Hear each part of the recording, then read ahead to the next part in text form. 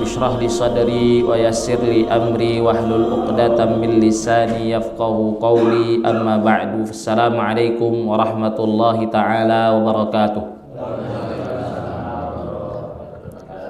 Segala puji syukur kita ucapkan kehadiran Allah Subhanahu wa taala atas segala limpahan rahmat dan karunia-Nya kepada kita sehingga kita dapat berkumpul, beraktivitas dalam menghambakan diri kita kepadanya Subhanahu wa ta'ala. Salawat dan salam semoga selalu tercurahkan kepada baginda Nabi besar Muhammad sallallahu alaihi wasallam, seorang suri tauladan bagi kita semua dalam menjalankan kehidupan dunia yang fana ini.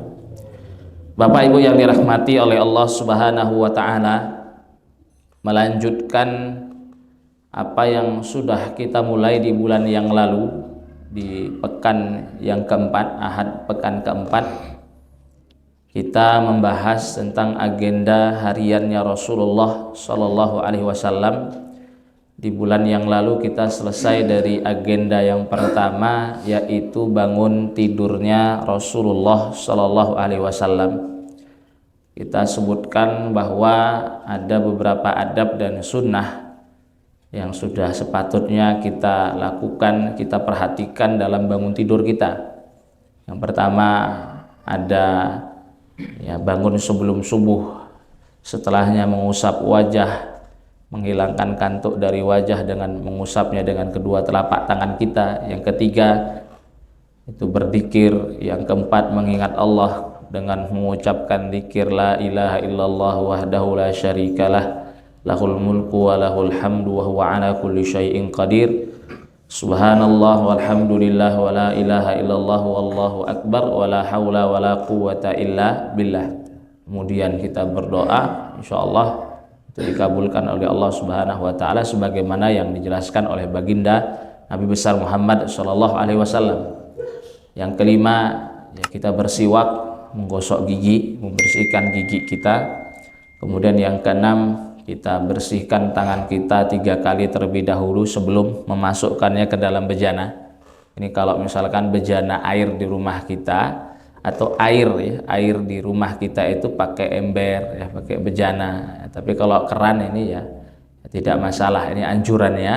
Sunnahnya kapan kita cuci tangan kita itu 3 kali, itu sebelum memasukkan tangan kita ke dalam bejana air. Ini kalau misalkan kita pakai ember, bak mandi misalkan. Nah yang ketujuh, kita bilang berwudu. Kita maksimalkan istinsyak dan istinfarnya, karena itu tempat bermalamnya syaitan. Kata Rasulullah sallallahu alaihi wasallam, idza staiqadha ahadukum min manamihi fatawadda'a falyastanthir fa inna syaitana yabitu ala khayshumih. Jadi jika di antara kamu itu bangun dari tidurnya kemudian berwudu, maka hendaklah beristinthar. Istinthar itu berarti harus ada istinsyak sebelumnya. Masukkan air ke hidung, hirup. Nah, itu sampai ke khayshum, baru dikeluarkan kembali. Nah, itu untuk membersihkan lendir-lendir, bagus untuk kesehatan juga. Sama itu untuk mengusir setan itu. Karena kata Rasulullah, fa inna syaitana yabitu ala khayshumih. Karena setan itu bermalam di khayshum kita itu. Yang terakhir kita katakan ada yang namanya membersihkan tempat tidur. Tapi ini kembali kepada sabda Nabi, innallaha jamil yuhibbul jamal. Nah, ini sunnah dan adab di agenda yang pertama, yaitu bangun tidurnya Rasulullah Shallallahu Alaihi Wasallam. Yang selanjutnya yang ingin kita bahas, ini agenda kedua, itu adalah sholat malamnya Rasulullah Shallallahu Alaihi Wasallam. Jadi setelah bangun tidur, Rasul itu kan salah satunya berwudu. Salah satu yang dilakukan oleh Rasulullah Shallallahu Alaihi Wasallam adalah berwudu. Yang kita sebutkan di pertemuan sebelumnya juga, bahwa pokoknya sunnah-sunnah bangun tidur itu mengarah kepada satu hal, yaitu bagaimana kita bangun tidur juga bisa melepas 3 ikatan setan yang diikatkan ketika kita tidur. Jadi kata Rasulullah sallallahu alaihi wasallam, yaqidu syaitanu ala qafiyati ra'si ahadikum idza huwa nama thalatha uqad. Jadi setan itu mengikatkan 3 ikatan di setiap tengkuk kita itu ketika kita tidur 3 ikatan. Yaqidu yadribu kulla uqdatin makanaha fayaqul alaika lailun tawilun farkud. Jadi setiap ikatannya nanti itu dirapal. Jadi kalau sudah diikat satu ikatan di tempatnya, maka setan itu merapalnya dengan menyebutkan mantra itu ya. Alaika lailun tawilun farkud. Kamu itu punya malam yang panjang, maka tidur saja.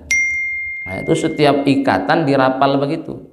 Alaika lailun tawilun farkud, alaika lailun tawilun farkud. Kata Rasulullah melanjutkan, fa inistaiqadha fadzakarallaha in halal uqdah. Nah, kalau seorang tadi bangun kemudian dia berzikir, ada kan kemarin kita sebutkan salah satu sunnahnya apa? Berzikir. Alhamdulillahilladzi ahyana ba'dama amatana wa ilaihin nusyur, atau zikir yang kedua alhamdulillahilladzi afani fi jasadi wa radda ilayya ruhi wa adzinali bidzikrih. Itu kalau berzikir inhalan uqdah kata Rasulullah, maka terlepaslah satu ikatan. Fa in tawaddaa inhalan uqdah. Nah, kalau dia berwudu bersuci, maka terlepas lagi satu ikatan yang lain. Nah, yang terakhir ini yang bikin kita bahas ini. Fa in shalla inhalan uqdatun kulluha. Nah, jika kemudian setelah berwudu tadi dia sholat, orang yang tidur tadi, yang bangun dari tidur tadi sholat, maka terlepaslah seluruh ikatan setan tadi. Nah, kalau sudah terlepas bagaimana konsekuensinya? Kata Rasulullah, fa asbaha nasyitan tayyiban nafsi wa illa asbaha khabithan nafsi kaslana. Jadi kata Rasulullah, konsekuensinya kalau 3 ikatan setan ini bisa terlepas, maka orang ini masuk di pagi harinya dalam kondisi yang semangat, pasti akan produktif itu menjalankan seharian penuhnya, itu jiwanya itu bergairah. Tapi kalau salah satu dari ikatan setan itu tidak kita lepaskan, kita lupa untuk berzikir, kita lupa untuk berwudu, apalagi sholat malam, nah ini nanti konsekuensinya kata Rasulullah, asbaha wa illa asbaha khabithan nafsi kaslan. Maka nanti dia masuk di pagi harinya itu menghabiskan sepanjang harinya itu dalam kondisi malas, jiwanya tidak bersahaja. Nah, kita akan berusaha berarti bangun tidur itu bagaimana dari bangun tidur kita jadi semangat, kita jadi produktif dalam melewati satu hari kita dengan pekerjaan dan aktivitas kita yang bermanfaat. Nah, ini kemarin kita sudah selesai dari berwudu, berzikir sebelumnya berwudu, maka apa nih? Kita sholat ini. Jadi ini agenda yang kedua itu sholat malamnya Rasulullah, atau lebih umumnya sebenarnya apa yang dilakukan oleh Rasulullah Shallallahu Alaihi Wasallam setelah bangun tidurnya. Oke. Jadi berarti bangun tidurnya Rasulullah itu kapan? Kan kita bilang sebelum subuh, atau kita bilang apa? Di sepertiga malam terakhir. Yang kata Rasulullah sepertiga malam terakhir itu Allah Subhanahu wa taala turun ke langit dunia itu setiap malamnya, itu setiap sepertiga malam terakhir. Itu menyeru, memanggil hamba-hambanya untuk berdoa, minta ya segala apa yang dia butuhkan dari hajat-hajatnya, sampaikan kesahnya, mohon ampun. Kata Rasulullah dalam sebuah hadis, yanzilu rabbuna tabaraka wa ta'ala kulla lailatin ila sama'id dunya hina yabqa thuluthul lailil akhir fayaqulu rabbuna man yad'uni fa astajiba lahu wa man yas'aluni fa u'tiyahu wa man yastaghfiruni fa aghfir lah. Ini hadis muttafaq alaih. Kata Rasulullah sallallahu alaihi wasallam, Allah Subhanahu wa taala itu turun setiap malam. Nah, setiap malam ini kapan? Ini sepertiga malam terakhir ke langit dunia. Jadi Allah langsung turun ke langit dunia. Itu kapan waktunya? Malam tadi. Kata Rasulullah menjelaskan, hina yabqa thuluthul lailil akhir. Ketika tersisa sepertiga malam terakhir itu sampai menjelang subuh. Nah, ngapain Allah Subhanahu wa taala turun? Itu manggil kita langsung itu sebagai hambanya untuk berdoa. Kata Allah Subhanahu wa taala, fa yaqulu rabbuna tabaraka wa taala man yad'uni fa astajib lahu. Siapa yang berdoa di antara hamba-hambaku maka aku akan mengijabahinya. Jadi termasuk berarti doa mustajab ini. Jadi kita menghabiskan malam-malam terakhir, malam-malam jadi sepertiga malam terakhir itu salah satunya apa? Ya ini untuk mendapatkan fadilah ini. Karena Allah yang manggil langsung.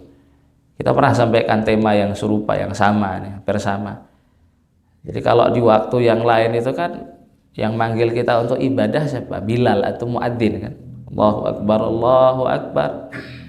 Tapi kalau khusus di waktu ini sepertiga malam terakhir itu yang manggil kita itu Allah langsung gitu. Allah manggil kita tanpa perlu diwakilkan, tanpa perlu wakil, tanpa perlu muadzin, tanpa perlu Bilal. Jadi Allah nyeru, man yad'uni fa astajib lahu. Siapa yang berdoa kepadaku, yang minta kepadaku, maka aku pasti akan ijabahi. Wa man yas'aluni fa'utiyah. Siapa yang minta untuk diselesaikan hajatnya, apa saja kebutuhannya, maka pasti aku akan berikan kepadanya.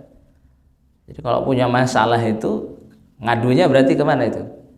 Nah, kepada Allah Subhanahu wa taala. Berarti bangun sebelum subuh itu supaya dapat fadilah ini. Ini hadis sahih, muttafaq alaih. Man yas'aluni fa'utiyah. Terakhir wa man yastaghfiruni fa'aghfiralah. Nah, siapa ini dari hambaku yang minta ampun kepadaku? Jadi kalau kita punya banyak dosa, ngerasa punya banyak salah, ya sering ngelakuin maksiat, sebenarnya ada solusinya. Ini syariat ini luar biasa sekali. Jadi kita yang punya banyak maksiat ini itu diberikan solusi sebenarnya. Kapan berarti kita minta ampun itu? Ini salah satu waktu mustajab berarti. Ya ini sepertiga malam terakhir, bangun sebelum subuh. Kita sampaikan di pertemuan sebelumnya minimal Bapak Ibu 10 menit sebelum subuh. 10 menit sebelum subuh itu berarti masih termasuk nggak ini sepertiga malam terakhir ini? Masih. Nah, ini masih termasuk waktu yang mustajab ini. Ya maka apa yang dilakukan oleh Rasulullah Shallallahu Alaihi Wasallam dalam sepertiga malam terakhirnya setelah bangun tidur, apa yang dilakukan oleh beliau Shallallahu Alaihi Wasallam untuk menghidupkan malam ini, untuk mendapatkan apa tadi? Fadilah tadi, menjawab panggilan Allah Subhanahu wa taala. Maka saya kumpulkan, saya intisarikan dari dua kitab ya. Pertama kitab Al-Yaumun Nabawi punya Syekh Abdul Wahab bin Nasir At-Turairi rahimallahu taala. Ini Al-Yaumun Nabawi, bisa dicari kitabnya. Sama yang kedua kitab Al-Yaum fi Hayatil Muslim, ini punya Syekh Muhammad Hasan Yusuf ya, rahimallahu taala. Itu saya kumpulkan ada 5 sekiranya Bapak Ibu yang dilakukan oleh Rasulullah Shallallahu Alaihi Wasallam dalam menghidupkan sepertiga malam terakhirnya itu ya, malam-malamnya setelah bangun tidurnya Shallallahu Alaihi Wasallam. Nah yang pertama itu tentunya sholat malam, karena setelah bangun tidur itu kan ya, selepas bangun tidur melakukan beberapa ritual, diantaranya zikir, kemudian berwudu. Maka setelah berwudu tentunya apa? Sholat malam. Allah Subhanahu wa taala berfirman, wa minal laili fatahajjad bihi nafilatan laka asa ayyab'atsaka rabbuka maqamam mahmuda.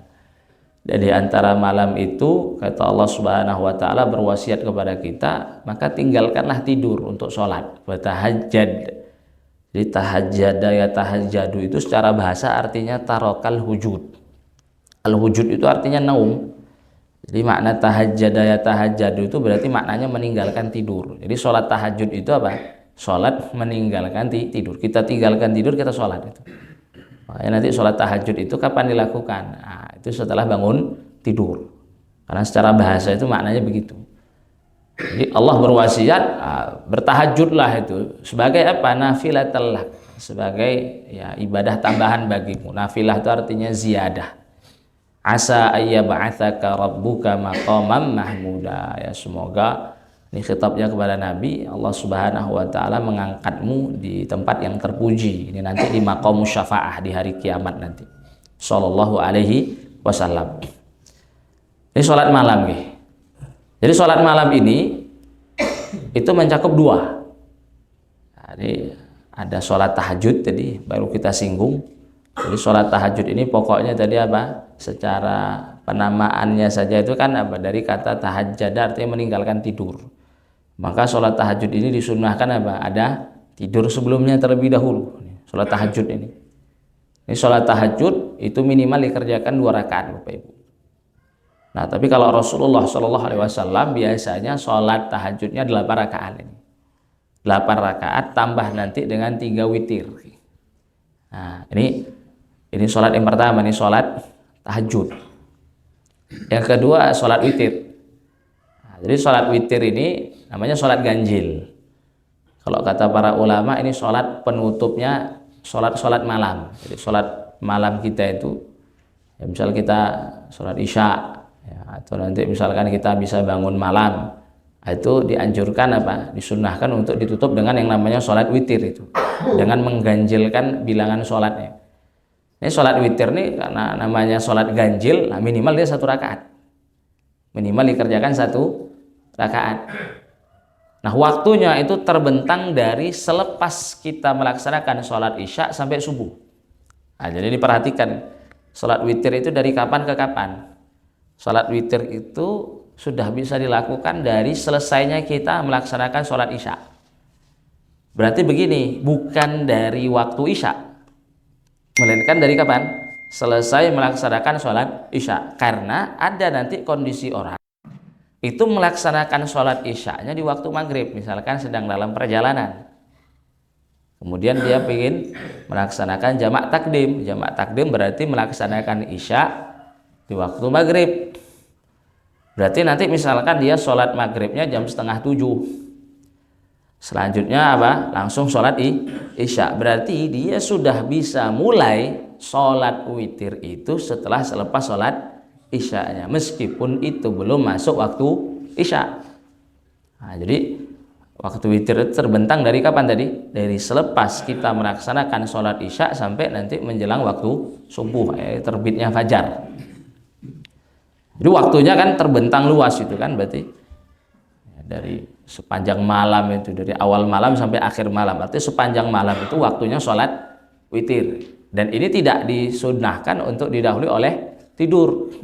Makanya kata Rasulullah Shallallahu Alaihi Wasallam, siapa yang khawatir itu nanti tidak bangun malam sehingga dia tidak bisa melaksanakan sholat witir, maka boleh melaksanakan sholat witirnya setelah sholat isya, sebelum tidur itu boleh. Di dalam sebuah hadis kata Rasulullah Shallallahu Alaihi Wasallam, man khafa alla yaquma min akhiril laili falyutir awwalahu wa man tami'a an yaquma akhirahu falyutir akhiral laili fa inna salata akhiril laili masyhudah.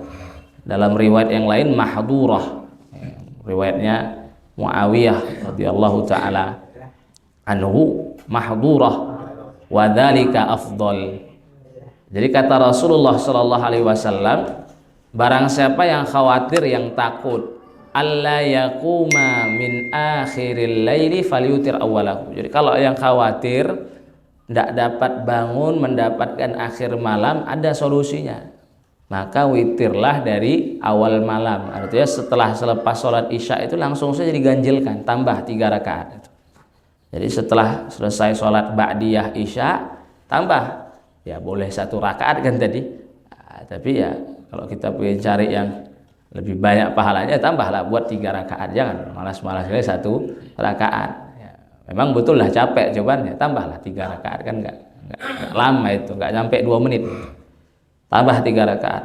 Maka kata Rasulullah yang enggak bisa bangun ya, artinya takut ya, takutnya malah enggak bisa bangun ini. Maka kata Rasulullah falyutir awwalahu. Tapi kalau yakin itu ya, kita ingin mendapatkan akhir lail, kita udah pasang alarm ini. Kata Rasulullah, wa man tami'a an yaquma akhiral laili falyutir man tami'a an yaquma akhirahu falyutir akhiral lail. Oh kama qala alaihi salatu wassalam. Nah, kalau yang ingin yakin dia akan bangun di sepertiga malam terakhir itu di malam harinya, ya udah nanti apa witir ya dilaksanakan di malam hari. Ya, kata Rasulullah menjelaskan alasannya kenapa kok dianjurkan malam hari. Nah, karena sholat malam hari ini spesial. Jadi kata Rasulullah, karena sholat malam hari atau akhir malam itu, ini kan berarti apa? Sepertiga malam terakhir ini masyhudah kata Rasulullah. Dalam riwayat lain dari sahabat Muawiyah, mahdurah. Masyhudah itu berarti apa maksudnya? Disaksikan oleh para malaikat. Mahdurah itu berarti dihadiri oleh para malaikat, itu sholat malam itu. Ya, sholat tahajud tadi kemudian ditutup dengan sholat witir, sholat akhir malam ini. Wadzalika afdal kata Rasulullah di akhir hadis, dan itu sholat yang paling afdal. Artinya sholat malam itu sholat sunnah itu yang paling afdal setelah sholat maktubah, setelah sholat 5 waktu. Dalam hadis yang lain Rasulullah bersabda, afdalus sholati ba'dal maktubati sholatur rajuli fi jawfil lail. Jadi sebaik-baik sholat, afdal sholat itu setelah sholat maktubah, berarti di antara sholat sunnah itu yang paling afdal. Itu kan berarti setelah sholat fardu kan, berarti kan selainnya sunnah itu adalah sholatnya seorang laki-laki di pertengahan malam. Nah, ini luar biasa, berarti menunjukkan apa? Keutamaan daripada ya sholat malam itu. Nah, sholat malam itu dengan 2 macamnya tadi. Tahajud, okay. Kalau tahajud ini disunahkan tidur dulu sebelumnya. Ya, tapi kalau yang witir yang kedua tadi itu tidak disunahkan untuk tidur sebelumnya. Artinya waktunya pun tadi terbentang dari selepas sholat isya sampai waktu fajar atau terbitnya fajar. Maka kita mengerjakan di awal malam pun tidak masalah. Ini untuk sholat witir. Nah, kita upayakan nih. Sholat witir ini ya kalau tahajudnya nggak dapat, minimal witirnya gitu Bapak Ibu nih. Witirnya kita usahakan ini. Karena kan ada solusinya tadi kan. Habis sholat isya langsung. Kalau Bapak Ibu itu pergi sholat isya ke masjid itu. Ya sebelum beranjak itu tambah. Misalkan udah habis ba'diyah itu tambah 1 witir, tambah 3 witir. Atau ya kalau semangat ya tambah 5, tambah 7. Intinya bilangan ganjil. Ya biar dapat keutamaan. Karena sholat witir ini kalau di madzhab Hanafiyah itu malah dikatakan wajib itu wajib. Kalau di madzhab Syafi'i itu sunnah muakkad ini. Ya, sunnah yang sangat dianjurkan, tidak pernah ditinggalkan oleh Rasulullah Shallallahu Alaihi Wasallam. Jadi muakkad itu berarti maknanya ditekuni oleh Rasulullah. Nah, berarti sudah sepatutnya jadi kita tinggalkan ini. Ya, sama tadi macam sholat tahajud tadi. Ya, ini sholat witir ini ya, karena ya lebih berpeluang sebenarnya kan. Karena kalau tidur ini kan nggak semuanya kita ini ya dikasih taufik kemudahan oleh Allah untuk bangun. Apalagi jadwal tidur kita misalkan beda-beda. Kalau yang tidurnya di awal malam, udah pasti itu insya Allah bisa bangun di akhir malam. Tapi kalau ada yang tidurnya jam 12:30, ya jangan sampai nggak dapat dua-duanya. Oke, nggak dapat tahajudnya, tapi dapat apa? Minimal witirnya. Sehingga apa tadi, kita termasuk hamba Allah yang melaksanakan sholat malam tadi. Karena kata Rasulullah, fa inna sholata akhiril laili masyhudah. Wadzalika afdal kata Rasulullah. Di lain-lain tadi ya kita sebutkan di hadis yang lain, afdalus sholati ba'dal maktubati sholatur rajuli fi jawfil lail. Nah, ini sholat malam berarti intinya. Sholat malam itu ya antara 2 tadi, imma tahajud atau witir. Nah, ini aktivitas atau sunnah yang pertama yang dilakukan oleh Rasulullah Shallallahu Alaihi Wasallam. Artinya beliau melaksanakan sholat malam. Nah, yang biasanya beliau lakukan itu 8 rakaat sholat tahajud, berarti 2, kemudian diakhiri dengan 3 rakaat witir. Nah, itu silahkan nanti dicontohkan deh. Nah, karena ini ya tauladan kita dalam menjalankan kehidupan ini. Dalam berkehidupan itu ya kita semaksimal mungkin nyontoh Rasulullah Shallallahu Alaihi Wasallam. Itu yang pertama. Yang kedua, nah ini kalau yang kedua ini khusus yang beristri ya, yang sudah menikah. Ini membangunkan istri, untuk sholat malam. Ini sunnah ini. Jadi dari sahabat Abu Sa'id Al-Khudri dan juga Abu Hurairah radhiyallahu taala anhuma, mereka berdua menuturkan Rasulullah Shallallahu Alaihi Wasallam bersabda, man istayqadha minal laili wa ayqadha imra'atahu fa shallaya rak'ataini jami'a kutiba minadz-dzakirina Allah katsira wadz-dzakirat. Atau kama qala alaihi salatu wassalam. Jadi kata Rasulullah Shallallahu Alaihi Wasallam, ini hadis Abu Daud, disebutkan dalam Sunan Abi Daud, Barang siapa yang bangun itu di malam harinya, kemudian dia membangunkan istrinya, aiqadham ra'atahu, membangunkan istrinya untuk ikut sholat malam, kemudian keduanya sholat, fasallaya raq'ataini jami'an. Jadi keduanya sholat 2 rakaat ini jami'an. Ini kata para ulama dalam menyarah atau menjelaskan hadis ini mau nanti kedua suami istri itu sholat bareng-bareng ataupun masing-masing, intinya dua-duanya sholat 2 rakaat itu sholat malam itu. Jadi bangun tidur sholat malam, maka kata Rasulullah, kutiba minadz-dzakirinallaha katsiran wadz-dzakirat, maka keduanya akan ditulis, akan ditetapkan di antara hamba-hamba Allah yang paling banyak berzikir itu. Jadi ditetapkan sebagai hamba Allah yang banyak zikir. Yang suaminya minadz-dzakirin, yang istrinya tadi minadz-dzakirat, dari golongan laki-laki yang banyak zikir. Nah, yang perempuannya juga demikian. Nah, ini sunnah kedua nih. Jadi mengajak ya nggak hanya istri sebenarnya ya. Kalau yang jomblo nanti gimana bisa dapat kesempatan ini, nggak ya, ajak yang lain gitu. Nah, kalau misal yang tinggalnya di asrama ya ajak teman-teman asramanya, yang tinggal di kosan ya ajak teman-teman kosannya, atau bapak-bapak itu ada yang ya punya kerja shift malam gitu kan, ada temannya yang tidur, bapak udah tidur sebelumnya ya pengen sholat malam itu bangunin temennya itu. Nah, ini menunjukkan apa ya, urgensitas sholat malam itu sendiri ya. Balik lagi ke yang poin pertama tadi kita sampaikan, artinya ya ini penting ini ngajak orang lain ini. Nah, jadi kita bilang tadi sunnahnya untuk jomblo ya, sunnahnya untuk yang bersuami karena punya istri ya, sebenarnya bisa kita kiaskan ke yang lain. Intinya kan substansinya, intinya apa ya, ini mengajak untuk sholat malam ini. Jadi barang siapa yang bangun di malam harinya, kemudian dia membangunkan istrinya dan keduanya sholat 2 rakaat ya, bersama-sama atau ya masing-masing, intinya dua-duanya sholat 2 rakaat, maka ditulis, ditetapkan termasuk hamba Allah yang itu banyak zikir itu.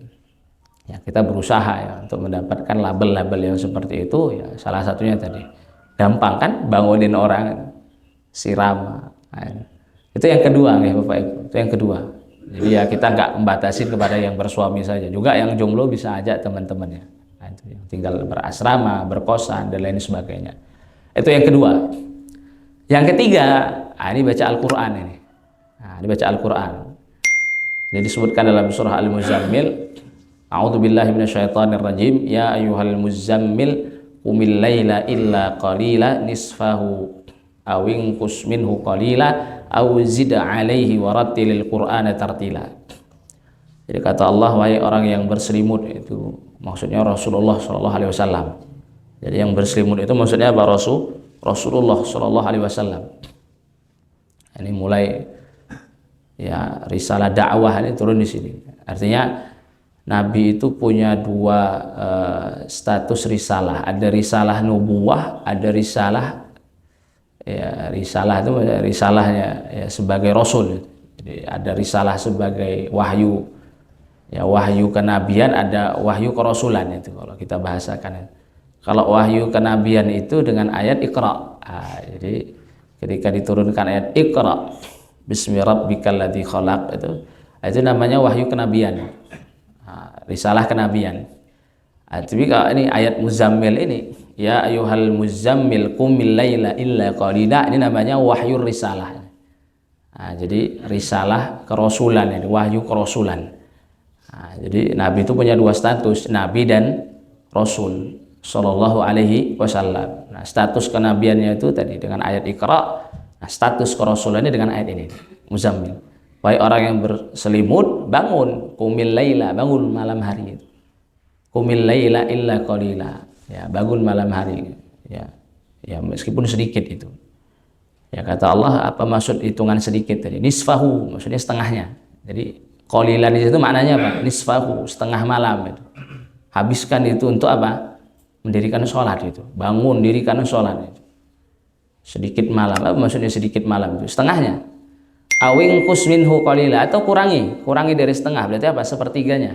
Jadi awingkus minhu qalila itu kurangi dari setengahnya, berarti apa? Sepertiga. Di setelahnya apa? Auzid alaihi, atau tambah dari setengah. Nah, lebih dari setengah berarti maknanya apa? 2/3. Itu 2/3 malam itu apa? Dihabiskan untuk sholat malam. Waduh, kita sejam aja udah syukur itu kayak Bapak Ibu. Ya buru-buru 2/3 malam itu berarti nggak tidur itu. Tidur paling cuma 2 jam itu. Selebihnya sholat. Berapa rakaat itu? Sallallahu alaihi wasallam. Itu ya makanya kenapa kok hidup paginya itu ketika pagi harinya produktif. Rasulullah ini kan orang paling produktif kan, ya, wajar itu. Malamnya dihabiskan untuk bermunajat kepada Allah Subhanahu wa Ta'ala itu. Jadi auzid alaihi itu lebihkan dari setengah, lebih dari 2/3. Warattilil Qur'ana tartila. Nah, setelah aktivitas perintah sholat malam tadi apa? Kata Allah Subhanahu wa Ta'ala, nah bacalah Al-Qur'an itu dengan bacaan tartil itu. Pelan-pelan itu, tidak cepat-cepat, ya, nggak lama kali juga. Jadi pertengahan itu bacaan tartil. Oke, nah itu. Nah, jadi apa yang ketiga ini? Baca Al-Qur'an ya Bapak Ibu. Baca Al-Qur'an. Ya dalam sebuah hadis itu, ya ini menjelaskan kesunahan baca Al-Qur'an di akhir malam itu. Kata Rasulullah Shallallahu Alaihi Wasallam, as-siyamu wal Qur'anu yashfa'ani yaumal qiyamah. Jadi kata Rasulullah itu puasanya kita, Al-Quran kita, artinya bacaan Al-Quran kita itu akan memberikan kepada kita itu syafaat di hari kiamat kelak. Jadi dikatakan ya puasa ini berkata mana'tuhu at-ta'am, mana'tuhu syahawat fin nahar, fasyafi'ni fi. Kata puasa, ya puasa itu diizinkan oleh Allah untuk berbicara, mengadu sama Allah nanti di hari kiamat. Ini orang sudah aku tahan dari makan, aku tahan dari segala hawa nafsunya di siang hari. Maka ya Allah, ini orang sudah berusaha begini, izinkan aku untuk memberikan syafaat kepadanya. Fasyafi'ni fi. Al-Quran juga begitu ngomongnya. Yaqulul Quran mana'tuhu mana'tuhu minan naumi fil lail, kama qala alaihi salatu wassalam. Al-Qur'an diizinkan oleh Allah juga untuk berbicara, maka Al-Qur'an juga ngadu ini orang sudah aku cegah dari tidurnya di malam hari. Nah, ini kan berarti ada anjuran untuk apa? Untuk baca Al-Qur'an di malam hari.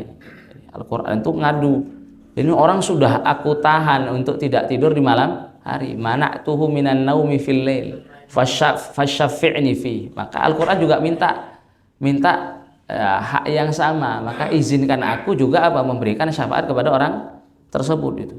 Jadi ini salah satu hadis ini hadis riwayat apa? Saya pastikan dulu.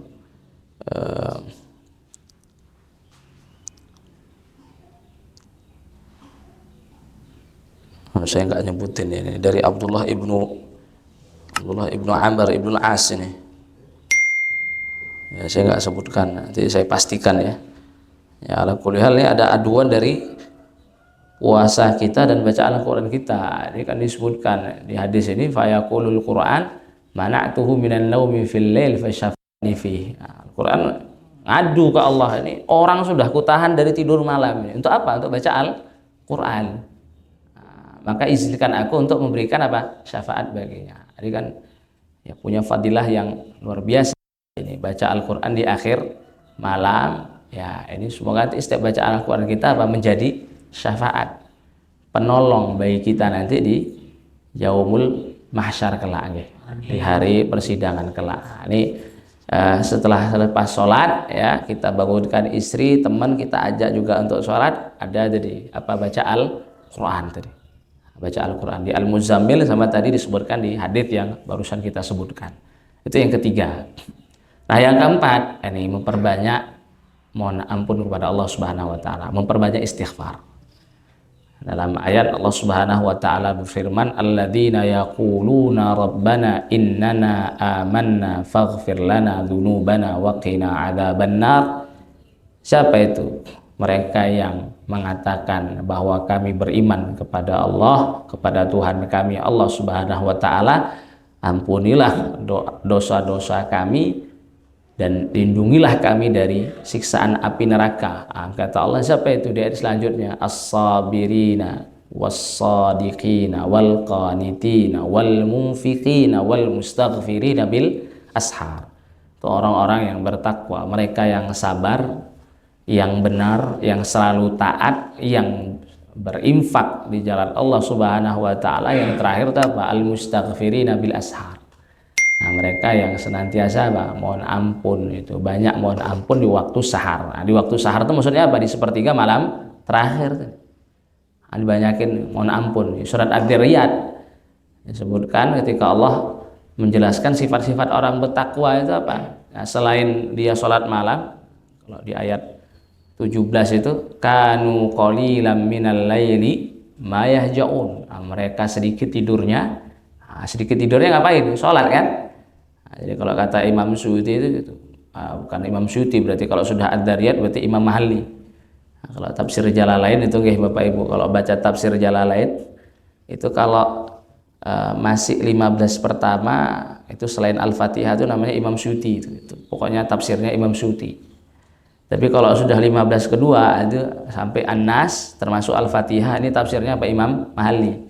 Jadi kata Imam Mahalli itu ya, maksudnya kanu qalilan minal laili ma yahjaun. Ngapain mereka sholat malam gitu. Nah, itu mereka mendirikan sholat malam. Di ayat selanjutnya apa? Wabil asharihum yastaghfirun. Wabil asharihum yastaghfirun. Ini sifat orang bertakwa yang lain gimana? Mereka di waktu saharnya apa? Banyak untuk beristighfar, mohon ampun kepada Allah Subhanahu wa taala. Jadi selesai sholat kita sempatkan baca Al-Quran 1 lembar, 2 lembar. Nah, nanti tersisa 5-10 menit itu sampai menjelang nanti apa adzan subuh. Nah, itu apa tugas kita itu? Nah, memperbanyak mohon ampun kepada Allah Subhanahu wa taala. Pokoknya kaitannya dengan ingat Allah, zikir nggih. Kita ampun itu, istighfar. Ya, simpel istighfar itu. Kita bilang Allahumma ighfirli, Allahumma ighfirli. Sebutkan aja berkali Allahumma ighfirli. Ya, tambahkan kalau ya kita juga ingin mintakan ampun untuk orang kedua orang tua kita, Allahumma ighfirli wa liwalidayya. Atau kita bilang astaghfirullah atau astaghfirullah. Simpel istighfar itu. Itu ada yang paling afdal. Sayyidul istighfar kan?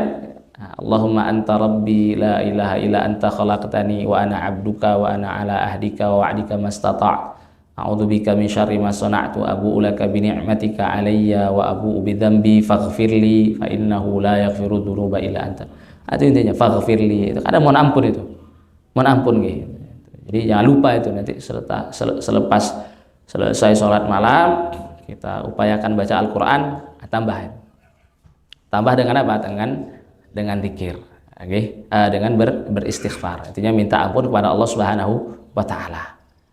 Yang terakhir itu yang kelima, ini ya khusus di hari-hari yang disunahkan puasa. Ini hadirkan niat puasa.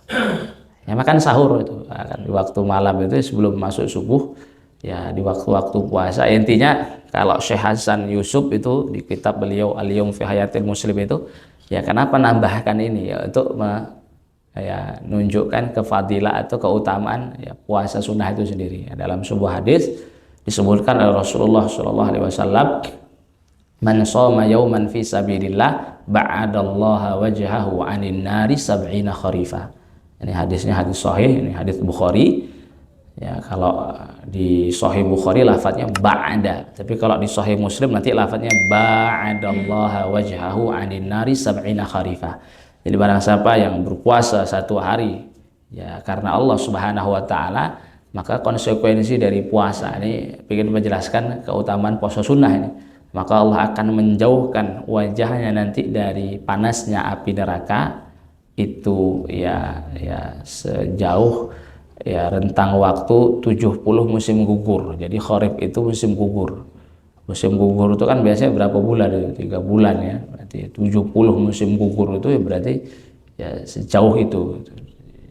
Berapa itu tinggal kali saja. Ya berapa hari, berapa bulan itu. Itu 70 musim gugur itu. Ini kalau kata Syekh Muhammad Hasan Yusuf, beliau tambahkan di kitab beliau ini ya, sebenarnya Rasul sendiri dalam pelaksanaan puasa sunnahnya nggak mesti sahurnya apa sebelum subuh gitu ya. Bahkan Rasulullah tuh puasa tanpa sahur biasanya. Jadi pagi-pagi selepas sholat subuh belum mengkonsumsi apapun nanya kan, pulang ke rumah ke istrinya yang sesuai gilirannya, ada makanan nggak? Kalau nggak ada ya udah, Rasulullah langsung niatin puasa. Karena kalau puasa sunnah ini, kayak Bapak Ibu, itu ndak diwajibkan untuk tabjid. Tabjid itu maksudnya apa? Diniatkan sebelum subuh dari malamnya. Kalau puasa sunnah nggak begitu. Jadi puasa sunnah itu intinya apa? Sampai sebelum tergelincirnya matahari. Pokoknya selama di masa sebelum tergelincirnya matahari kita belum melakukan hal-hal yang membatalkan puasa, kemudian kita di waktu itu meniatkan untuk puasa sunnah, itu sudah bisa. Nah, ini yang dicontohkan oleh Rasulullah Shallallahu Alaihi Wasallam. Jadi kalau puasa sunnahnya Rasulullah itu ya nggak mesti dihadirkan niatnya apa sebelum subuh. Cuman ya kita ini kalau nggak begitu kan nggak jadi puasa kan. Tiba-tiba nanti bangun tidur udah minum aja, maka diniatin ya sebelum subuhnya untuk puasa sunnah, Senin, Kamis. Dicari yang hari bidnya kapan. Nanti hari sud itu tanggal ya 3 terakhir itu 27, 28, 29 itu sud. Ada ayamul sud, ada ayamul bid. Ya minimal ayamul bid itu 3 hari, 13, 14, 15 itu. Oke.